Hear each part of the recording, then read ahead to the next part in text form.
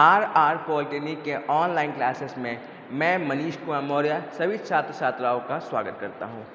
आज जो हमारा टॉपिक है वो है थायरिस्टर कंट्रोल इलेक्ट्रिकल ड्राइव या कह सकते हैं SCR कंट्रोल इलेक्ट्रिकल ड्राइव। अब बात करते हैं हम इलेक्ट्रिकल ड्राइव। इलेक्ट्रिकल ड्राइव क्या होता है? ऐसे लोड या ऐसे मशीन्स जो हमारी इलेक्ट्रिकल मोटर के आउटपुट जो हमें शाफ्ट में मिलता है उससे ऑपरेट करते हैं। जैसे कि हमारी सीमेंट प्लांट में, हमारी फ्लोर मिल हो गया, आटा चक्की वगैरह में, या पेपर इंडस्ट्री में क्या होता है, हम लोग इलेक्ट्रिकल मोटर की सहायता से विभिन्न तरह की मशीनें या लोड को ऑपरेट करते हैं। वैसी कंडीशन को, पूरे सिस्टम को हम लोग बोलते हैं इलेक्ट्रिकल ड्राइव करते हैं। जो मोटर या जो मशीन जो इलेक्ट्रिक के द्वारा चले उसको हम बोलते हैं इलेक्ट्रिकल ड्राइव।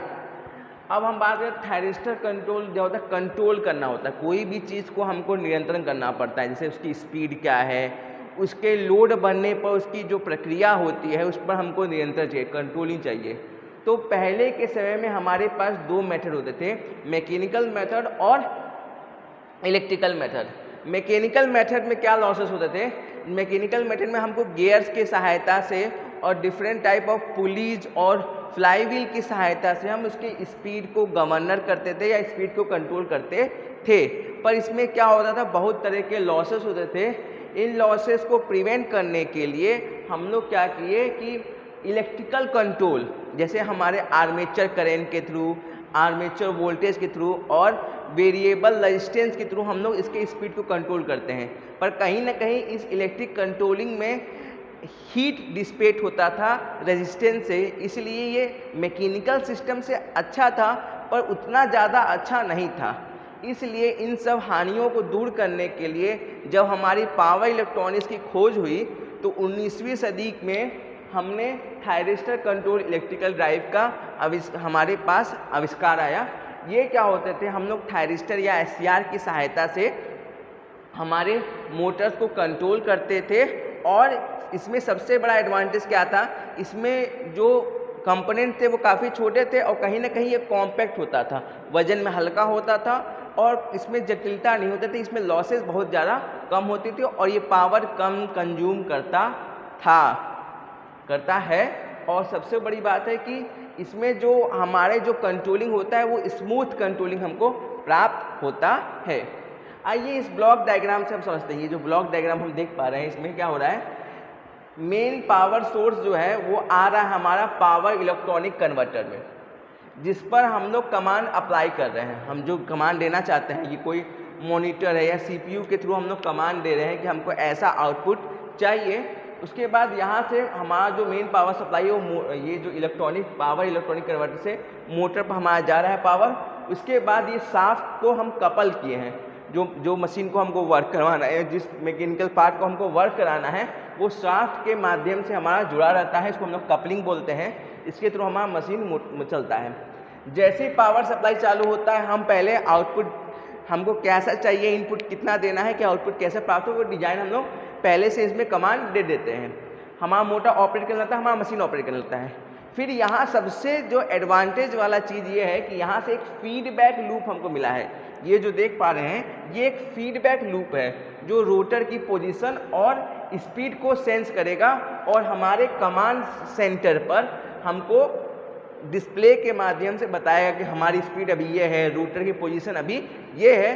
तो अब हम चाहेंगे तो अगर हमारे आवश्यकता के अनुसार हमारा मशीन ऑपरेट कर रहा है तो कोई कमांड नहीं देंगे, पर अगर हमको लगता है कि कहीं ना कहीं मशीन हमारा धीरे चल रहा है या कुछ उसमें थोड़ा सा और इनपुट को चेंज करने की आवश्यकता है, तब वैसे कंडीशन में हम कमांड को पुनः से अप्लाई करेंगे और अपने मशीन को अपनी आवश्यकता के अनुसार हम लोग उसको रन कराएंगे। अब हमारे पास नेचर ऑफ सप्लाई के अनुसार पर ड्राइव दो प्रकार के होते हैं। पहले जो होती है DC ड्राइव होती है और दूसरा जो होता है वो हमारे पास AC ड्राइव होती हैं। सबसे पहले हम DC ड्राइव की बात करते हैं। DC ड्राइव में क्या होता है, ये एक तरह का DC मोटर की सहायता से चलने वाले जो लोड या ड्राइव्स जो होते हैं उसको हम लोग DC ड्राइव कहते हैं। इसमें क्या होता है कि एक्साइटमेंट जो होता है, DC मोटर्स में हम लोग सेपरेटली एक्साइटमेंट देते हैं। इसमें हम एक्साइटमेंट को चेंज करके इसकी स्पीड को चेंज कर सकते हैं और इसको हम पोजीशन को आसानी से कंट्रोल कर सकते हैं। पर यहाँ जो अगर हमारा जो स्पीड रहेगा वो बेस स्पीड से नीचे रहेगा। अगर हमारा स्पीड जो रहेगा बेस स्पीड से कम रहेगा। बेस स्पीड जो होता है, किसी मोटर का स्पीड रहता है बेस स्पीड, अगर डीसी ड्राइव का बेस स्पीड से कम हमारा स्पीड रहेगा तो उसको आर्मेचर वोल्टेज से हम आसानी से कंट्रोल कर सकते हैं। पर जब हमारी स्पीड बेस स्पीड से ज़्यादा रहती है तो उसको हम आर्मेचर वोल्टेज से कंट्रोल नहीं कर पाते। इसके लिए हमको डिफरेंट टाइप के कंट्रोलिंग का यूज़ करना पड़ता है, जो कि हम आगे पढ़ेंगे। पर इसमें क्या होता है, जैसा कि हम जानते हैं कि हमारे पास जो भी सप्लाई आती है वो एसी आती है, उसको डीसी मोटर को या डीसी ड्राइव को चलाने के लिए हमको रेक्टिफाइंग करना पड़ता है। रेक्टिफाइंग एक ऐसा सर्किट होता है जो एसी पावर को डीसी पावर में कन्वर्ट करता है। इस आधार पर हम लोग इसके एसी जो इनपुट मिल रहा है मेन पावर सप्लाई से, यहाँ पावर इलेक्ट्रॉनिक कन्वर्टर में कई बार हम लोग यहीं पर लगाते हैं अपना कंट्रोलिंग के लिए। वो हमारे पास तीन, जैसे फेस के हिसाब से तीन पास रहते हैं। पहला जो होता है सिंगल फेस डीसी ड्राइव, जो सिंगल फेस एसी को कन्वर्ट करके डीसी करे उसको हम लोग बोलेंगे सिंगल फेस डीसी ड्राइव। दूसरा जो होता है वो होता है थ्री फेस डीसी ड्राइव, और जो तीसरा हमारे पास होता है चॉपर ड्राइव। अब हमारे कंट्रोल करने के लिए, डीसी ड्राइव को कंट्रोल करने के लिए हमारे पास तीन मेथड होते हैं। पहला जो होता है वो होता है half wave drive. Half wave drive में क्या होता है कि हम लोग जो सेपरेटली एक्साइटेड डीसी मोटर को एक single phase half wave converter से पावर को फीड करते हैं। मतलब हम लोग कहीं ना कहीं ये जो पावर इलेक्ट्रॉनिक कन्वर्टर है इसमें single phase half wave converter से पावर मोटर में, डीसी मोटर में फीड करते हैं। ऑब्जेक्टिव में याद रखेंगे कि single phase half wave converter से हाफ वेव ड्राइव में हम लोग पावर प्रोवाइड करते हैं।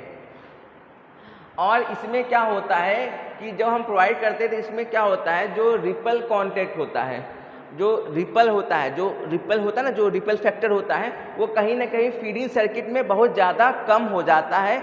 इस कारण से हमको स्पीड कंट्रोलिंग और मॉनिटरिंग काफ़ी आसान हो जाती है। ये हमेशा वन क्वाड्रेंट ड्राइव्स होगा। वन क्वाड्रेंट ड्राइव्स मतलब जैसे हम देख पा रहे हैं हमारे पास, ये ग्राफ में देख पा रहे हैं हमारे पास, जैसे हम ग्राफ देखते हैं तो हमारे पास चार क्वाड्रेंट होते हैं, first quadrant, two quadrant, second quadrant, third quadrant, fourth quadrant. ये हमेशा एक ही क्वाड्रेंट में वर्क करेगा।